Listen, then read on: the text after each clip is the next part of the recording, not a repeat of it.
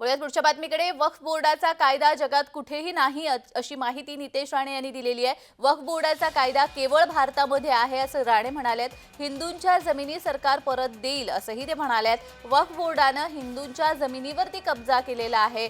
नितेश राणे यांनी उद्धव ठाकरे, किशोरी पेडणेकरांवर आरोप केलेत. पेडणेकरांनी दिशा सालियनच्या पालकांना धमक्या दिल्या असं त्यांनी म्हटलंय. तर उद्धव ठाकरे दंगली घडवण्यासाठी मातोश्रीवर बैठका घ्यायचे असंही वक्तव्य केलंय.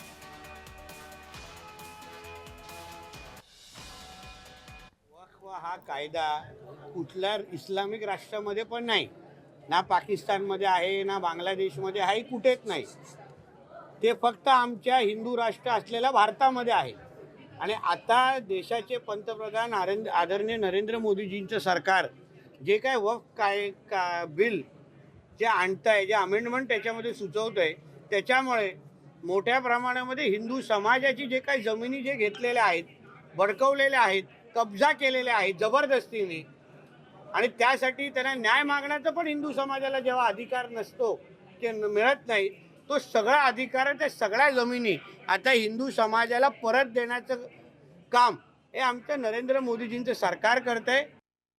उद्धव ठाकरेला दंगली केव्हा कधी कशा घडवायच्या होत्या याच्या तारखानुसार मी सांगू शकतो. मातोश्रीमध्ये कधी कधी बैठक झालेले, त्याचे काही माझ्याकडे लोक आहेत जे तेव्हा तिथे उपस्थित होते. कीर्तिकर साहेबांना बोलून उद्धव ठाकरेंनी कसं दंगलीची प्लॅनिंग केलेली, तिथे जो आय विटनेस होता तो तुम्हाला सांगू शकतो. म्हणून कदाचित तेव्हा संजय राजाराम राऊत शिवसेनेमध्ये नव्हता, लोकप्रभामध्ये होता. म्हणून उद्धव ठाकरेला जेवढा आम्ही ओळखतो ना, तेवढा संजय राजारामला ओळखत नाही.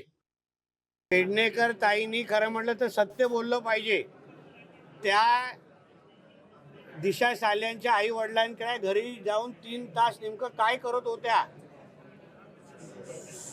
काय किती दबाव त्यांनी टाकले, किती धमक्या दिल्या, त्याच्या वडिलांनी स्वतः सांगितलेलं आहे की आम्हाला ब्रेन वॉश केलं जात होतं. पेडणेकर ताईवर, किशोरी पेडणेकरांवर आम्ही आरोप केलेला नाहीये, दिशा साल्यांच्या वडिलांनी केलेले आहेत.